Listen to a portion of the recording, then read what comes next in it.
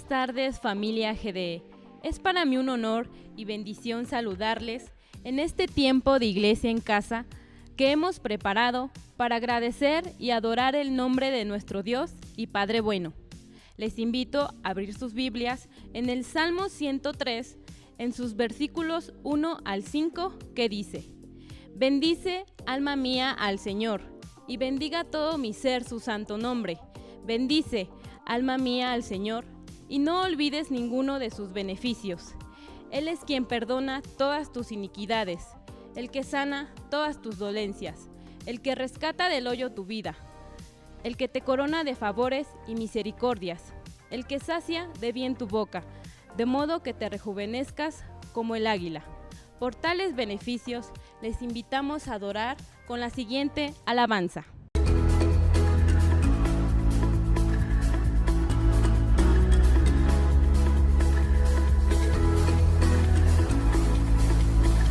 Estoy aquí, no tengo nada más que dar. Todo en mí anhela solo adorar. Con manos vacías vengo, con el corazón abierto, con todo mi ser yo creo. Dios es amor.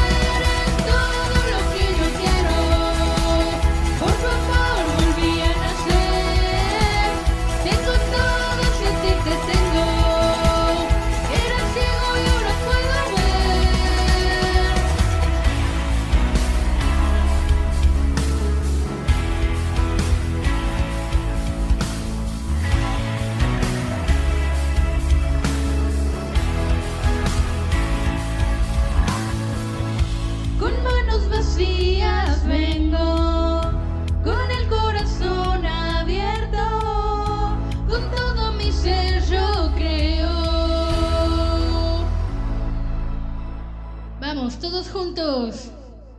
Dios es amor.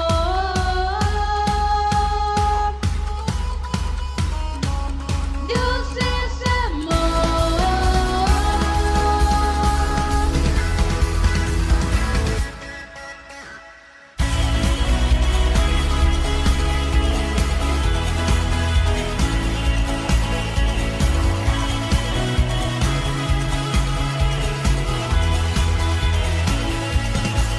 Eres todo lo que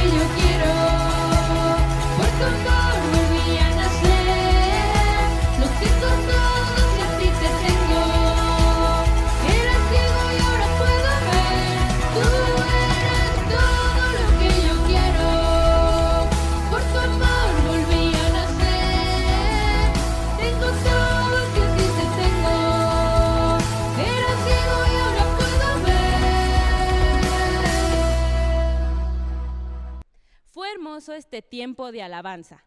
Es momento de pasar a la reflexión de la palabra de nuestro Dios. Estemos atentos, por favor. Bendita familia GDE, en esta oportunidad meditaremos en la palabra de Dios tomando como base el texto del profeta Miqueas 6:8, el cual dice así: Oh hombre, Él te ha declarado lo que es bueno. ¿Y qué pide el Señor de ti? Solamente hacer justicia y amar misericordia y humillarte ante tu Dios. El sermón en el que vamos a meditar lleva por nombre Honra a tu Padre. Honra a tu Padre, en primer lugar, requiere justicia. Honra a tu Padre, en segundo lugar, requiere misericordia. Honra a tu Padre, en tercer lugar, requiere humildad. Aida Sofía Scudder nació el 9 de diciembre de 1970 en la India. Su padre era el doctor John Scudder, parte de una larga línea de misioneros médicos que comenzó con el abuelo de Aida, el reverendo doctor John Scudder. En 4 generaciones la familia Scudder envió 42 misioneros a la India y a otras naciones. Aida fue invitada a estudiar en un seminario para niñas en Northfield, Massachusetts. Ella esperaba casarse, establecerse y tener una familia en Norteamérica después del seminario. Al graduarse regresó a visitar a sus padres a la India, decidida a convertirse en una persona de sociedad y no vivir una vida como los Scudder, dedicada a las misiones. Ella siempre había visto a la India con cierto desprecio. Si se le hubiera pedido que definiera la buena vida, ella habría respondido algo como matrimonio próspero en América. Sus recuerdos de la India no eran buenos. Cuando era pequeña, repartía pan a niños demasiado débiles para sobrevivir y vio cadáveres de niños abandonados junto a la carretera.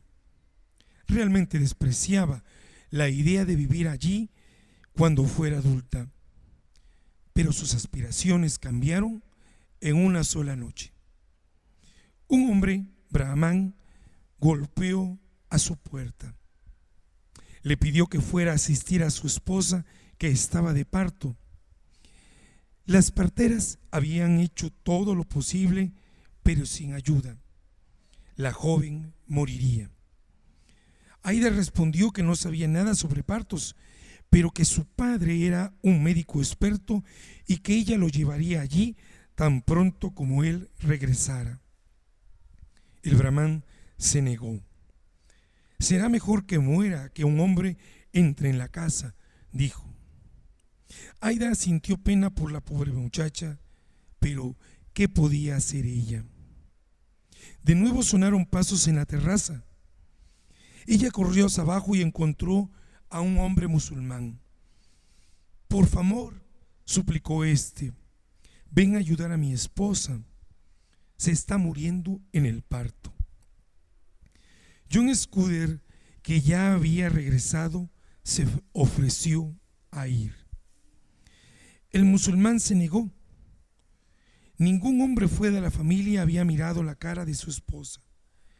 No podía permitir que un hombre extranjero se acercara a ella.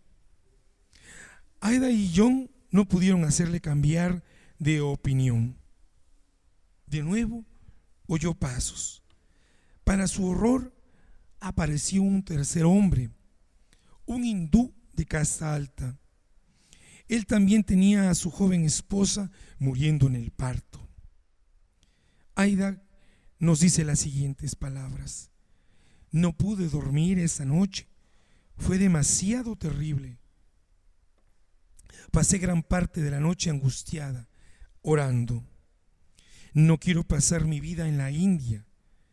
Mis amigos me rogaban que volviera a las oportunidades felices de una joven como yo en los Estados Unidos, y de alguna manera sentí que no podía renunciar a eso. Me fui a la cama temprano en la mañana después de orar mucho por orientación. Creo que fue la primera vez que conocí a Dios, agrega Aida, y todo ese tiempo parecía que me estaba llamando a este trabajo. Temprano en la mañana envié a nuestro criado, que había llegado temprano a la aldea, para averiguar el destino de esas 3 mujeres. Él regresó diciendo que todas habían muerto durante la noche. Nuevamente, agrega Aida, me encerré en mi habitación y pensé muy seriamente sobre la condición de las mujeres indias, y después de mucho pensar y orar, fui con mi padre y mi madre y les dije que debía estudiar medicina y regresar para ayudar a esas mujeres. Finalmente se graduó de la Facultad de Medicina de la Universidad de Cornell en la primera clase abierta para mujeres. Ya Aida era una médica muy bien entrenada y estaba lista para regresar a la India, pero no quería llegar con las manos vacías. Ella recordaba a las niñas novias embarazadas antes de que sus cuerpos estuvieran maduros para tener bebés. Había un médico por cada 10,000 personas en la India. Los practicantes tradicionales de medicina tenían algunos remedios. Por ejemplo, un médico podía tratar una enfermedad ocular con una mezcla de pimienta molida y vidrio. Como muchos otros tratamientos resultaban muy dañinos. Aida no quería que esto siguiera pasando, así que se propuso recaudar el dinero suficiente para construir un hospital para mujeres en Vellore, una ciudad ubicada al suroeste de la India. A pesar de la incredulidad que generaba el proyecto entre quienes estaban a su alrededor, Aida se propuso recaudar el dinero.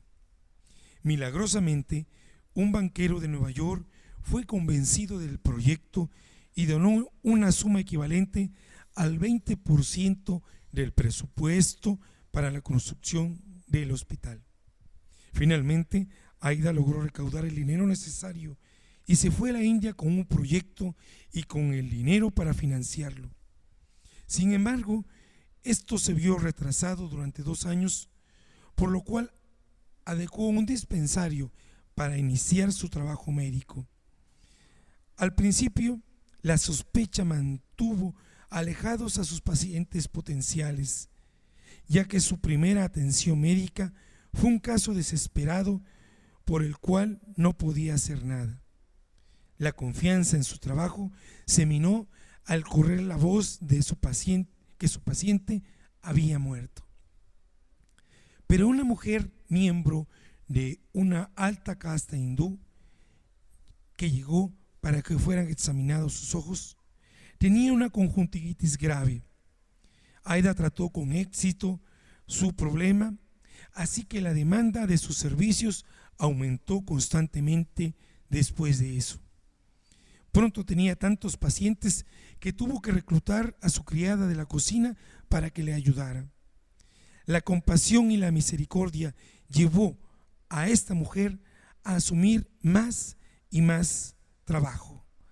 Pronto atendió 100, 200, 300, incluso 500 pacientes al día.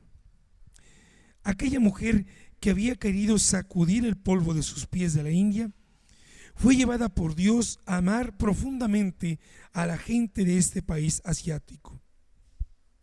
La fe de esta valiente mujer se erige como un gran testimonio permanente y respetado no solo en la India, sino en el mundo misionero y en la iglesia.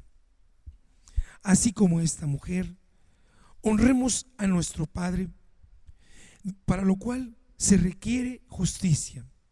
Honrar a nuestro Padre requiere misericordia. Honrar a nuestro Padre requiere, por parte de nosotros, humildad. Honra a tu padre en primer lugar requiere justicia. En el Salmo 15 del versículo 1 al 3 dice lo siguiente: Señor, ¿quién habitará en tu tabernáculo? ¿Quién morará en tu monte santo? El que anda en integridad y hace justicia y habla verdad en su corazón. El que no calumnia con su lengua, ni hace mal a su prójimo, ni admite reproche alguno contra su vecino. Más allá de la imagen del templo, el creyente anhela estar con Dios, ser con Dios. Quien abriga este vehemente deseo, formulando en pregunta, ha de ser honrado, recto y sincero. Son tres actitudes generales. Las tres condiciones siguientes se relacionan con el comportamiento hacia el prójimo. El que desea estar con Dios ha de ser partidario de cumplir con estos requisitos. Un conjunto de mandamientos que contiene este Salmo 15, según se relacionan el primero con el segundo, dan a quien los cumple una estabilidad semejante a los que tiene la creación. Nunca fallará o no vacilará, no resbalará, porque su fundamento en la vida es Dios. Solo quiere hacer el bien y practica la justicia. Solo quien piensa en la verdad y habla con la verdad. Solo quien no habla mal de nadie, ni busca el mal de nadie, ni ofende a nadie. La noción de justicia es con seguridad una idea clave de la existencia humana. Toda una organización de la sociedad humana depende de ella. Los hombres unen estrechamente a la experiencia de la justicia con su noción de Dios, hasta el punto de que la experiencia de la enormidad de las injusticias conduce a muchos hombres a negar a Dios mismo. Pero por el contrario, muchas veces Dios puede ser reducido a las concepciones demasiado humanas de la justicia. La justicia de Israel está unida a la justicia de Dios en el realismo de su historia. Aunque este encuentro es un verdadero enfrentamiento, pues para este pueblo, igual que para todo el mundo, la experiencia de un verdadero cristiano, de un verdadero seguidor de Dios, debe cumplir con estos mandamientos. El intento de establecer las bases de la justicia en Israel se fue limitando a la práctica legislativa en base a dos fuentes. Por una parte, el derecho israelita pertenece al conjunto del derecho oriental, el de las civilizaciones de Babilonia, Asiria, Hitita, Cananea o Fenicia. Y aunque esto da un sentido de analogía entre el concepto, pues existía una mentalidad jurídica común entre estas sociedades del Próximo Oriente, pero lo que hacía diferente a los demás pueblos con el pueblo de Israel era la singularidad de su relación con Dios, haciendo de esta herencia jurídica oriental una ley, una enseñanza para la vida en alianza con el Señor. Por otra parte, debemos recordar que los reyes de Israel adoptaron estas leyes a sus propias condiciones geográficas, económicas, políticas, religiosas y muchas veces a su propia conveniencia. Honra a tu padre requiere justicia. Toda la Biblia está atravesada por la realidad de la justicia que pone en práctica el hombre y Dios. Justicia humana y justicia divina se encuentran enlazadas en el Antiguo Testamento. La Biblia aporta la revelación de la justicia como una de las señales fundamentales de la relación entre Dios y el hombre. Y es que a Dios se le honra haciendo lo justo, porque Él es justo. Esta realidad impone su propio código de justicia entre los interlocutores, dándose así por Dios para ayudar al hombre en el sentido de justicia. El código de la lanza, el código ley de santidad, el código deuterocanónico. Simónides de Seo, poeta griego, que nació en el año 468 a.C., decía que la justicia es la obligación de dar a cada uno lo que se le debe. Esto quiere decir que justicia es una responsabilidad moral del deudor. Así, todos tenemos un deber que debe ser voluntario con quien nos rodea, de ser justos en cada uno de nuestros actos. En el libro de Miqueas en el capítulo 6, primeramente en el versículo del 3 al 4, posteriormente igual en Miqueas también en el capítulo 6 del versículo del 6 al 8 y finalmente Miqueas 6 del 11 al 12 están estas palabras: pueblo mío, ¿qué te he hecho o en qué te he molestado? Respóndeme contra mí, porque yo te hice subir de la tierra de Egipto y de la casa de servidumbre te redimí y envié delante de ti a Moisés, a Aarón y a María. ¿Con qué me presentaré ante el Señor y adoraré al Dios Altísimo? ¿Me presentaré ante Él con holocaustos, con becerros de un año? ¿Se agradará el Señor de millares de carneros o 10,000 arroyos de aceite? ¿Daré mi primogénito como por mi rebelión, el fruto de mis entrañas por el pecado de mi alma? Oh hombre, Él te ha declarado lo que es bueno. ¿Y qué pide el Señor de ti? Solamente hacer justicia y amar misericordia y humillarte ante Dios. ¿Daré por inocente al que tiene balanza falsa y bolsa de pesas engañosas? Sus ricos se colmaron de rapiña y sus moradores hablaron mentira y su lengua es engañosa en su boca. A partir de este momento, todas las relaciones sociales basadas en la reciprocidad se encuentran pervertidas. Cada cual establece su norma y su ley. Ya no hay medidas ni límites para este pueblo. Con estas palabras, Miqueas hace que se escuche la voz del Señor.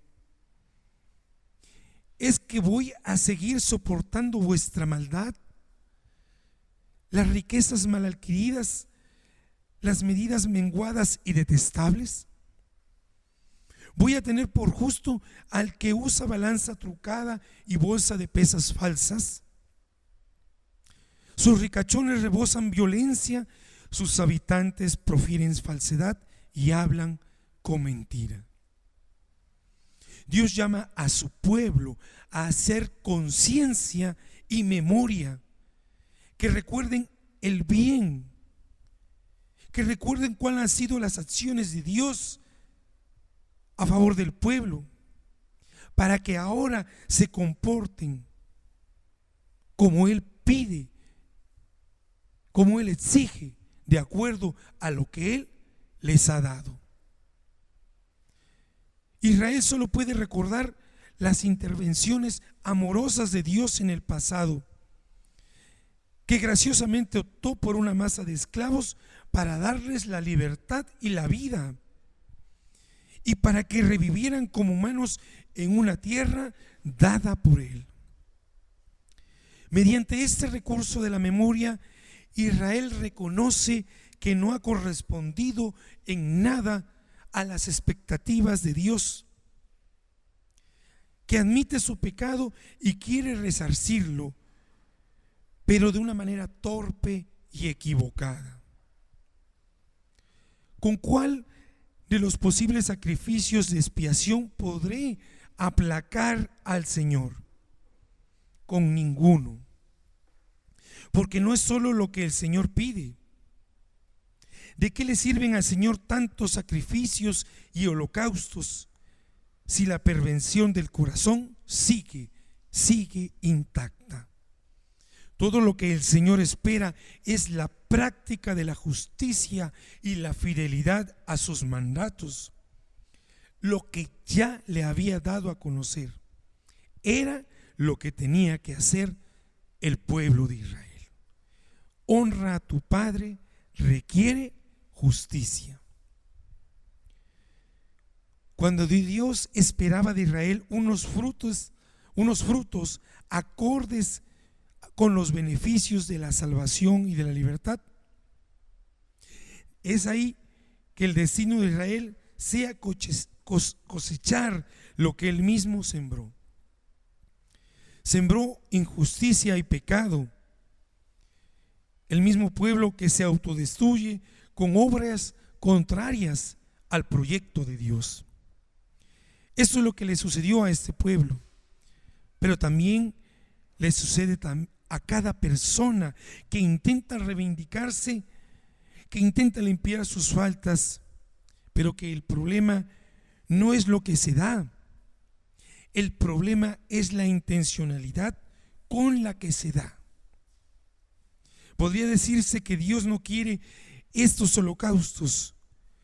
Lo que quiere realmente es un corazón sincero, sobre todo arrepentido. Que la persona verdaderamente esté dispuesta a cambiar su vida pecaminosa por una vida de santidad. ¿Qué puede ser mayor ofrenda a Dios que consagrar nuestra vida a Él? Definitivamente nada se compara con esto. Si verdaderamente queremos honrar a Dios, dejemos definitivamente de pecar y dejar de hacer todo aquello que lo ofende a Él y a nuestros semejantes. Todo lo demás que hagamos que no vaya encaminado a este objetivo no sirve de nada. Honra a tu padre requiere justicia. Honra a tu padre, en segundo lugar, requiere misericordia. En el Evangelio de Mateo capítulo 23, del versículo 23 al 25, están estas palabras del Señor Jesús. Ay de vosotros, escribas y fariseos, hipócritas, porque diezmáis la menta y el eneldo y el comino, y dejáis lo más importante de la ley, la justicia, la misericordia y la fe. Esto era necesario hacer sin dejar de hacer aquello. Guías ciegos que coláis el mosquito y tragáis el camello. Ay de vosotros, escribas y fariseos, hipócritas, porque limpiáis lo de fuera del vaso y del plato, pero por dentro estáis llenos de robo y de injusticia.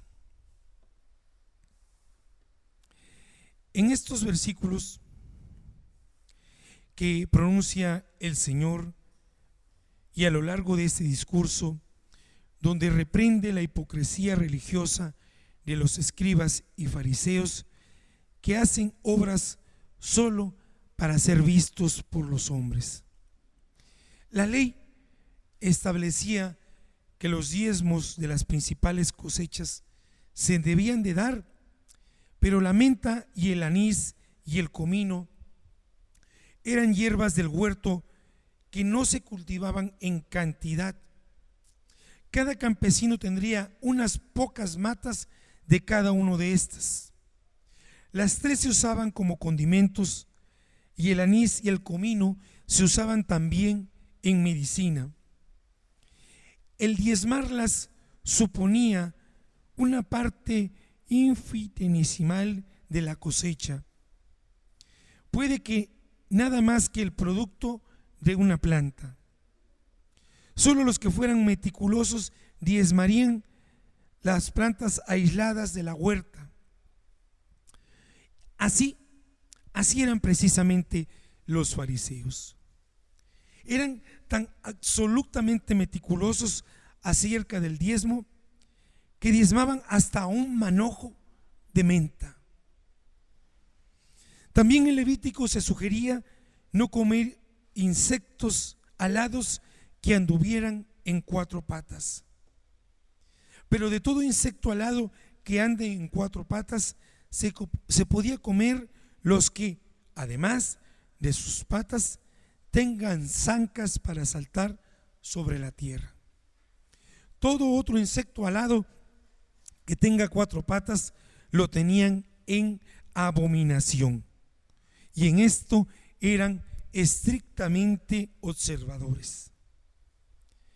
Debido a que el agua que bebían podía contener insectos y larvas, los judíos tenían cuidado de pasar el agua por un paño antes de beberla. No querían ingerir accidentalmente un insecto inmundo y así violar la ley. Jesucristo menciona esta práctica y luego contrasta con una figura hiperbólica, una exageración de tragarse un camello.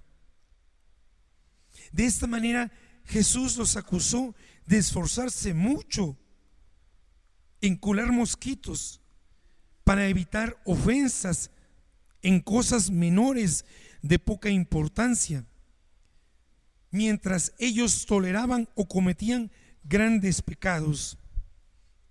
Por eso la expresión tragarse camellos. Pero se olvidaban de practicar lo más importante, que era la justicia. Por ello el Señor les dice que de nada les sirve que colaran sus líquidos para evitar tragarse el mosquito, si con sus actitudes de falta de amor y sin misericordia se tragaban el camello. Muchas personas hoy se preocupan por observar y cumplir actividades o prácticas, costumbres, solo con el propósito de aparentar, solo con el afán de quedar bien ante las miradas ajenas, o también para obtener, según su propia mentalidad, un favor de Dios o un beneficio. Pero se han olvidado del fundamento primordial: sentir compasión por los necesitados, por el que sufre, y ofrecer su ayuda. Honra a tu Padre requiere misericordia. En el Evangelio de Lucas 6, versículo 36, dice así: sed pues misericordiosos, como también vuestro Padre es misericordioso. Debemos ser compasivos con todas las personas, así como Dios, nuestro Padre, es compasivo con todos. A través del devenir bíblico podemos notar que el Padre se enternece por nosotros como una madre cuando toma en brazos a su niño, deseosa solo de amar, de proteger, de ayudar, como una madre que está lista para donar todo, incluso a sí misma. Esa es la imagen que sugiere este término. Un amor, por lo tanto, que se puede definir en sentido bueno. Un amor que sufre especialmente los olvidos, desprecios o abandono de sus hijos. pueblo mío, ¿qué te he hecho? ¿Yo o en qué te he molestado? Pero que a la vez está siempre dispuesto a perdonarlos, y a pesar y por encima de esa frialdad, porque no guarda su ira para siempre y se complace en la misericordia. Un amor que se compadece por la situación lastimosa en la que puedan encontrarse los hijos con el correr de los años. Yo te sanaré, te curaré tus heridas, y que no cesa en su deseo de recuperarlos si se han alejado. Un amor solícito para proteger a sus hijos si están siendo acosados o perseguidos. No te asustes, Israel, porque yo te salvaré de la tierra lejana y a tu descendencia del país de su destierro. Jacob volverá y descansará, estará tranquilo y nadie lo hará temblar. Una acogida cordial y emocionada, receptiva al más mínimo detalle de cariño. Venid, comprad sin dinero y sin nada a cambio vino y leche. La misericordia expresa la actitud de Dios que se refleja en uno de los mandamientos del Código de la Alianza. Si tomas en prenda el manto de tu prójimo, se lo devolverás antes de que el sol se ponga, porque es su única ropa y con ella abriga su piel. Si no, ¿con qué va a dormir? En caso contrario, clamará a mí y yo le escucharé, porque soy compasivo. Se trata de un mandato inspirado por la compasión hacia el pobre que no ha podido pagar lo que en justicia debería, pero Dios no tolera verlo sufriendo. Un amor sublime que no tiene límites, porque de tal manera amó Dios al mundo que ha dado a su Hijo unigénito, para que todo aquel que en él cree no se pierda, mas tenga vida eterna. Cristo es el buen samaritano que no pasa de largo ante quienes padecen cualquier necesidad, sino que se conmueve y actúa poniendo remedio a la desgracia. Toda la vida del Señor está llena de gestos de misericordia. Perdona los pecados del paralítico que descuelgan en su camilla desde el techo de la casa en la que estaba. Resucita y entrega vivo a su madre, al hijo único de la viuda de Naín. Alimenta milagrosamente las multitudes que lo siguen para que no desfallezcan. Lo que movía a Jesús en todas las circunstancias no era solo sino la misericordia con la cual leía el corazón de sus interlocutores y respondía a sus necesidades más reales. Este amor incondicional del Señor llega a su máxima expresión en su pasión. Ahí todo es perdón a los hombres, paciencia ante nuestros pecados, palabras sin ningún registro de amargura. Aún estando clavado en el madero, se conmueve ante la confesión sincera de un ladrón.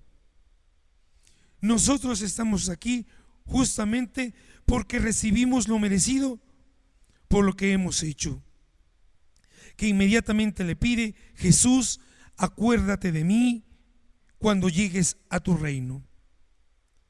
Se trata de una instantánea y perfecta misericordia. Jesucristo acoge y recibe la petición de aquel hombre necesitado que reconoce con sencillez el mal en su vida, y el Señor lo perdona y le abre la puerta de entrada al cielo. En verdad te digo, hoy estarás conmigo en el paraíso.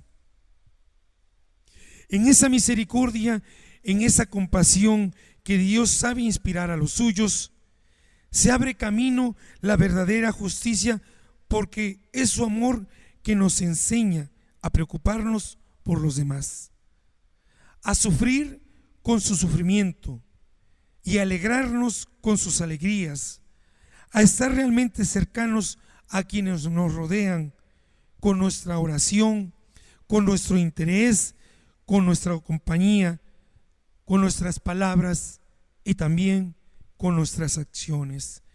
Honra a tu padre requiere misericordia. Honra a tu padre, en tercer lugar, requiere humildad.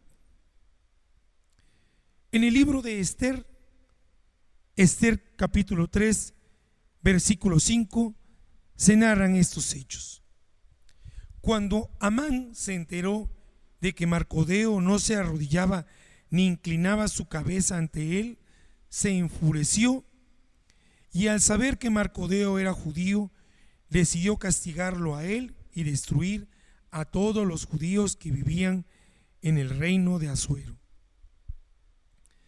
Amán era pariente de la casa real amalacita y un personaje prominente de la corte del rey Asuero de Persia, hijo de Agageo, que probablemente era descendiente de la familia real de los amalecitas. Fue engrandecido delante de los príncipes y todos los siervos se inclinaron ante él, a excepción de Mardoqueo. Amán sentía un profundo odio por los judíos y su deseo de destruirlos, no solo a su enemigo personal, Marcodeo, sino a la nación entera que había sido enemiga de su pueblo. Amán estaba muy molesto y frustrado porque Mardoqueo rehusaba rendirle los honores que él sentía que le correspondían. Por tanto, hizo planes para destruir a todas las personas de este pueblo de una vez por todas. Amán era un hombre sin humildad, que tenía un sentimiento de superioridad frente a los demás, tratándolos de una manera despreciativa. La soberbia es un deseo y una pretensión de autosuficiencia y autoexaltación. La soberbia es un estado opuesto al de la humildad. El soberbio no reconoce su dependencia como criatura de su creador, ni la mutua dependencia con sus semejantes. El significado bíblico de soberbia se refiere a la altivez, prepotencia y ego que puede tener una persona. Se da cuando está de por medio la superioridad.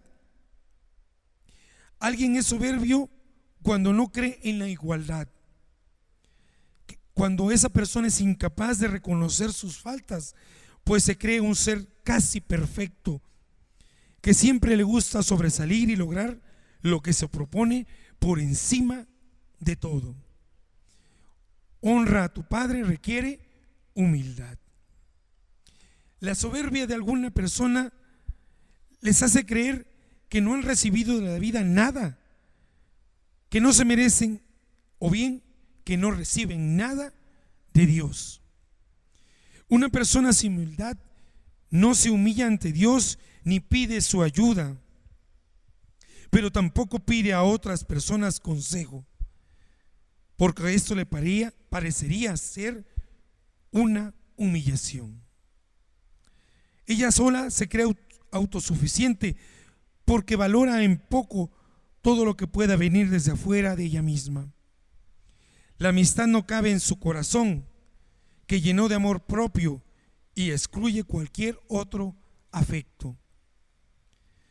Coloquialmente se dice: dime qué presumes y te diré de lo que careces. En otras palabras, las personas se jactan incluso de lo que no son, de lo que no saben o de lo que no tienen. El resultado de esto es vivir en el autoengaño y de esta manera tratar a los demás como si fueran inferiores. Pero esta mentira existencial se vuelve una coraza con la que se trata de ocultar deficiencias, se trata de ocultar las carencias y las debilidades de cada quien. Quien actúa así se autolimita y se imposibilita a sí mismo de acudir a los demás, y lo que es más grave, pierde la capacidad de buscar a Dios y de ver su grandeza, y aún más se niega a sí mismo la posibilidad de recibir el amor de Dios que Él está dispuesto a darle. Alfonso Aguiló, escritor y divulgador de temas educativos español, dice que la soberbia enceguece al hombre, empodera al ego y anula la humildad. Honra a tu padre requiere humildad. En la carta de Pablo a los Romanos, en el capítulo 12, versículo 16 al 18, están estas palabras de Pablo. Unánimes entre vosotros, no altivos, sino asociados con los humildes. No seáis sabios en vuestra propia opinión. No paguéis a nadie mal por mal, procurad lo bueno delante de todos los hombres. Si es posible, en cuanto dependa de vosotros, estad en paz con todos los hombres. Pablo escribe a la comunidad cristiana en Roma, exhortándolos a que vivan siempre en armonía, a no ser orgullosos ni arrogantes, a ser humildes, tratando a la gente como iguales, solidarios, a no creerse los únicos que saben. Y es que si alguien los trataba mal, no les pagaran con la misma moneda. Al contrario, que buscaran siempre hacer el bien a todos. En los dos puntos anteriores en los que hemos meditado, hablamos de la justicia. En el segundo, en el que habla de la misericordia, y en este tercero, en el que desarrolla el tema de la humildad. En estos tres conceptos que son tomados, como se hizo mención del profeta Miqueas, no están desvinculados, son de hecho inseparables y dependen uno de los otros. Un ser humano, una persona que es injusta, es decir, que es pecadora y que no reconoce sus faltas, no será capaz de ser misericordioso con otra persona, porque está enemistado con los demás, porque el pecado lo ciega y porque no es capaz de reconocer que el otro es un común, es un igual, que puede ser incluso la víctima de su pecado. Por otra parte, quien no es misericordioso no es tampoco un ser humano humilde, porque la misericordia se ejerce con el prójimo, es decir, con otro ser humano, pero que de alguna manera se subestima o a veces también se menosprecia, que quienes tales pensamientos y actitudes tienen no son capaces de humillarse ante el ser más poderoso y sobre todo el ser más amoroso que existe, que es Dios. Ahora bien, ¿qué es la humildad?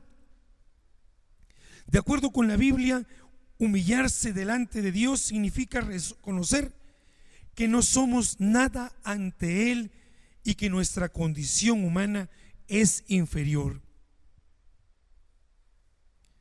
En otras palabras, es obedecer las palabras de Dios y vivir de acuerdo a su voluntad, así como reconocer que todo lo que tenemos, todo lo bueno, todo lo santo, todo lo que edifica, proviene de Él. Es despojarse del yo, menguar, postrarse, dejar el orgullo, la egolatría, la vanagloria y sujetarse al Dios Altísimo, obedeciendo el mandamiento establecido en su palabra. Es postrarse ante su presencia, doblando las rodillas con corazón sincero, reconociendo en todo momento que Dios es un ser supremo, todopoderoso y de que dependemos de Él, porque Él es quien nos sustenta, nos alienta y nos da vida. Doblo mis rodillas ante mi Padre Celestial arrepentido porque le he fallado con mi corazón contrito. Llevad mi yugo sobre vosotros y aprended de mí, que soy manso y humilde corazón, y hallaréis descanso para vuestras almas, porque mi yugo es fácil y ligera mi carga, ha dicho el Señor. El mundo nos dice que busquemos el éxito, el poder y el dinero. Dios nos dice que busquemos la humildad, el servicio y el amor. En esta oportunidad hemos reflexionado a través del sermón: honra a tu padre. En primer lugar, requiere justicia. Honra a tu padre, en segundo lugar, requiere misericordia. Y honra a tu padre, en tercer lugar, requiere humildad. Podríamos plantearnos dos preguntas. ¿Con qué debemos honrar a Dios? La respuesta es: no solo con nuestras palabras, también con nuestros pensamientos y de manera muy concreta, con todas nuestras acciones enfocadas sobre todo en el amor al prójimo. La siguiente pregunta es: ¿cuándo debemos honrar a Dios? La respuesta es: en todo momento y todos los días de nuestra vida. La fe nos invita y el amor al Padre nos mueve a honrarle con todo nuestro ser, nuestro espíritu, alma y cuerpo. A quien nos ve y nos escucha, le pido que honremos juntos a Dios con la siguiente oración. Cierren sus ojos y sigan estas palabras. Bendito y amado Padre, desde lo más profundo de nuestro ser, queremos honrarte como tú te lo mereces.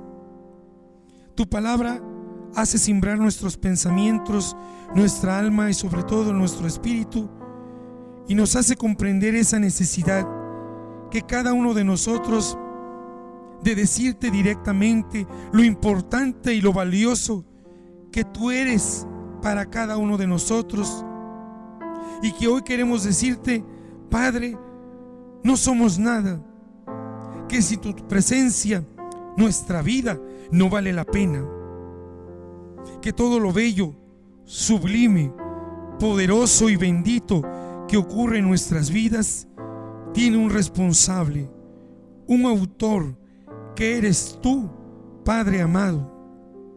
Reconocemos en este momento que hemos dejado de honrarte, así como lo dice la palabra. Hemos dejado de honrarte con justicia porque hemos hecho o hacemos lo malo. Hemos dejado de decir misericordiosos porque tenemos un corazón indolente e insensible a las necesidades y los problemas del prójimo. Y hemos dejado de honrarte porque hemos dejado de ser humildes, porque nos hemos creído autosuficientes, porque por miedo y a veces también hasta por cobardía hemos dejado de reconocer que tú eres superior a cada uno de nosotros y que necesitamos de ti para poder seguir adelante cada día en este mundo. Por todos estos errores y de manera sincera y voluntaria te pedimos perdón, y al mismo tiempo hacemos el compromiso de vida de honrarte todos los días de una manera sincera y libre, no de una manera pasiva, sino de una manera proactiva. Gracias, Padre, gracias, Señor Jesucristo, y gracias, Espíritu Santo. Amén y amén. Siga honrando a nuestro Padre eterno con el siguiente canto.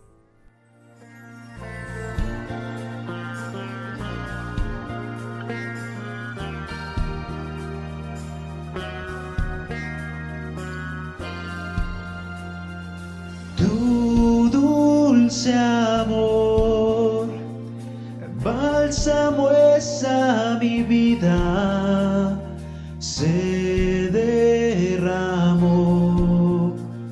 para darme salvación. Tu Hijo fue el precio por mis pecados, su sangre es el sello de mi redención.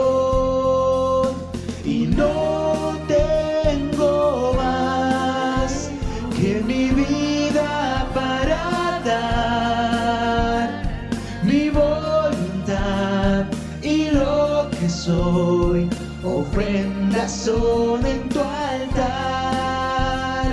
Y mi decisión es vivir solo para ti y responder a ese amor que conquistó mi corazón.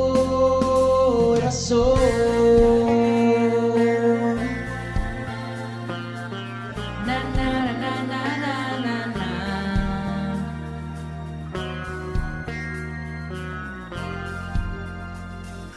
Tu dulce amor, bálsamo es a mi vida, se derramó para darme salvación.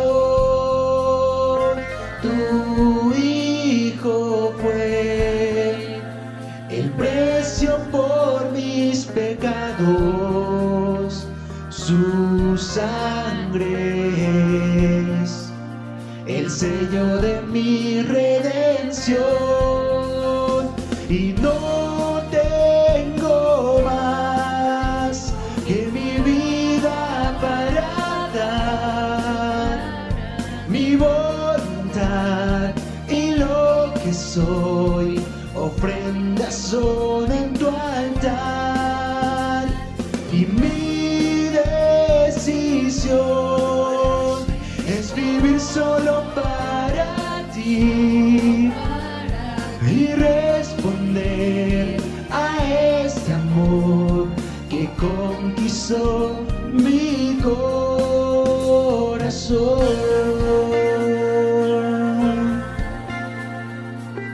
Na, na, na, na, na, na, na.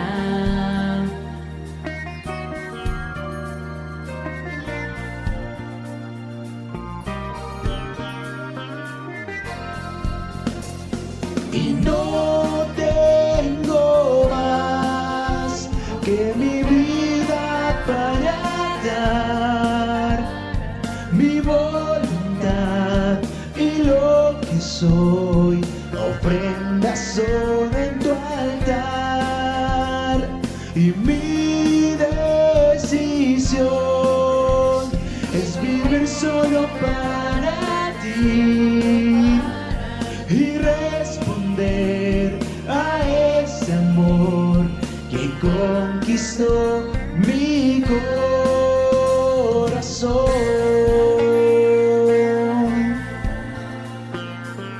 Na, na, na, na, na, na, na, na.